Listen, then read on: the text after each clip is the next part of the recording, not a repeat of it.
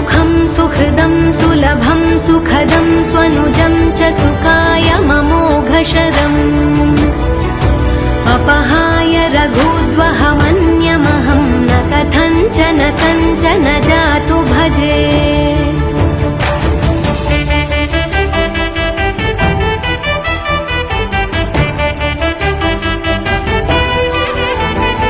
विना वेङ्कटेशं ननाथो ननाथः सदा वेङ्कटेशं स्मरामि स्मरामि।